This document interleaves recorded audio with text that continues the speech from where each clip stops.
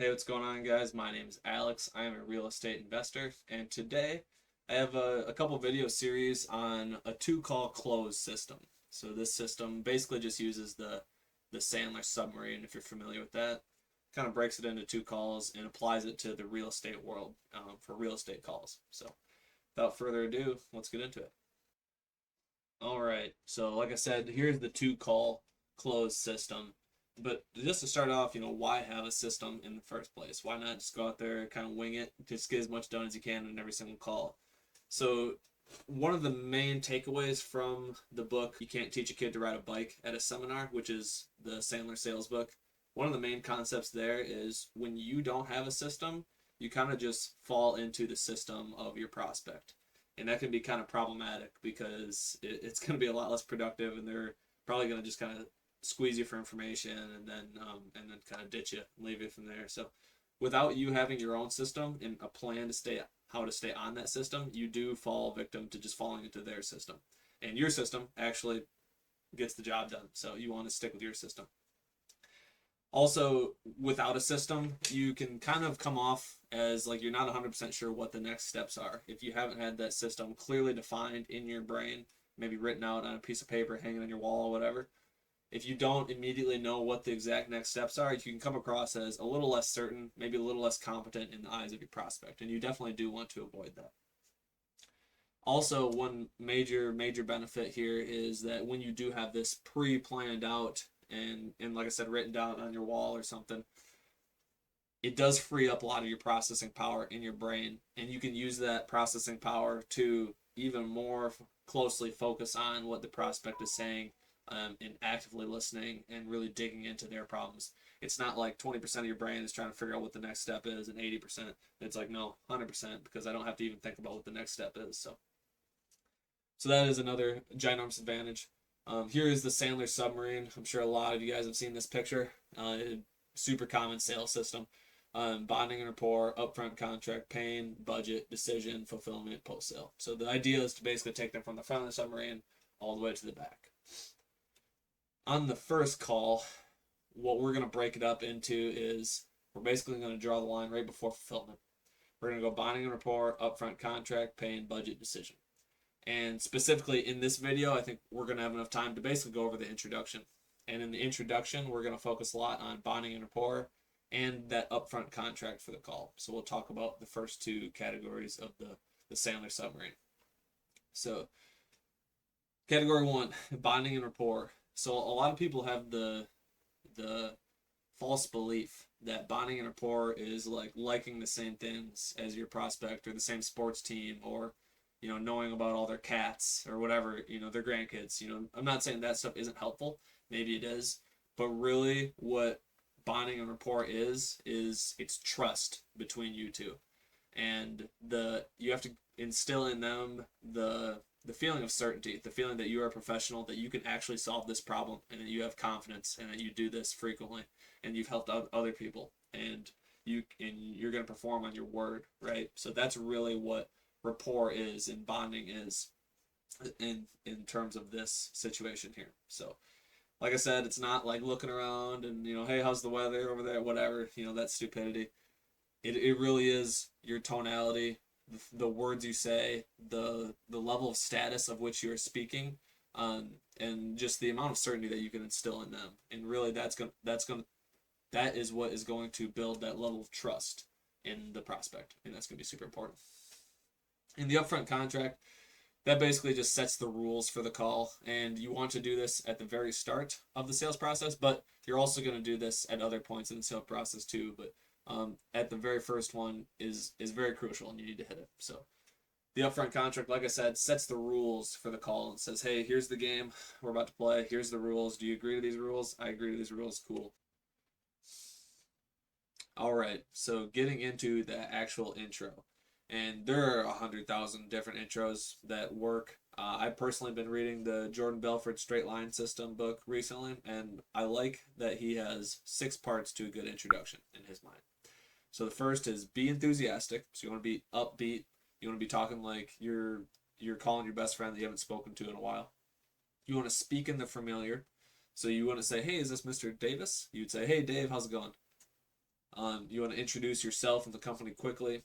You want to use power words, so aggressive, fastest growing, explosive, things along those lines that are, get the prospect's attention, get them to perk their ears up a little bit, kind of be like, oh, who am I talking to? You want to use a justifier, so we'll go over that more, but this is saying, hey, just so I don't waste your time, I want to do XYZ. And then 6 is get their permission. So you need them to confirm that we're about to enter into the information gathering stage, and both parties are okay with that. So the example we have here, hey Dave, this is Alex Perkins. Kind of like a question, upward inflection. Man, I was hoping you could help me out here. I am a local landlord calling about 123 Main Street. You don't still own that one, do you? Yes, I own it. Yeah, okay. Okay, great. Awesome. I'm aggressively actually looking to buy property in the area at the moment. I don't suppose you ever thought about selling that one, did you? Yeah, I would sell it. Blah blah blah. Okay, that sounds good, man. And just so I don't waste your time or mine, I want to ask a couple of questions to see if this is something that we actually can put together. Is that fair enough? And that's the intro.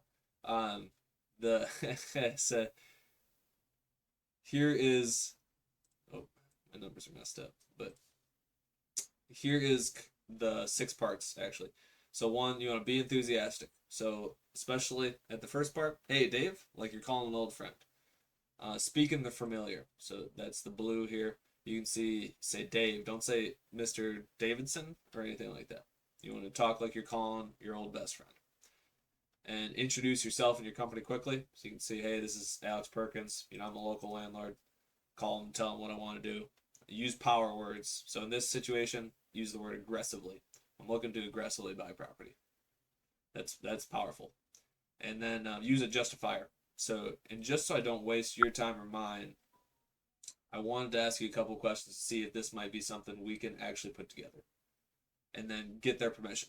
Is that fair enough? And then they'll be like, yeah, that sounds fair. Okay, perfect. So looking at this in terms of tonality, too, you could hear my voice probably going up and down using different tonalities when I was going through this intro. And this is going to be something very crucial that you need to do as well. And mastering the correct tonality that's basically what sales is. Mastering tonality is like 90% of sales, honestly. So this is something you need to work on. You need to rep. You need to practice. Just going over a couple of different tonalities in this particular intro, it's going to lower your hang up rate. It's going to actually increase the number of people you talk to. It's going to be very, very powerful. So the first part, hey Dave, this is Alex Perkins. So we can call that the Bucky Buchanan tonality. So it's enthusiastic, again, like you're talking to your old best friend you haven't seen in a while. And you kind of want to ask it in a question with inflection at the end, like you should know me, like, and then they'll kind of get them to be a little bit pattern interrupted and be like, do I know this person? Do I owe them money? Like, is this my old friend from high school? Like, it'll kind of get them thinking and not just like, hey, this is a sales call, hang up immediately. So you want to give them that little pattern interrupt. And then I was hoping you could help me out here. So asking for their help.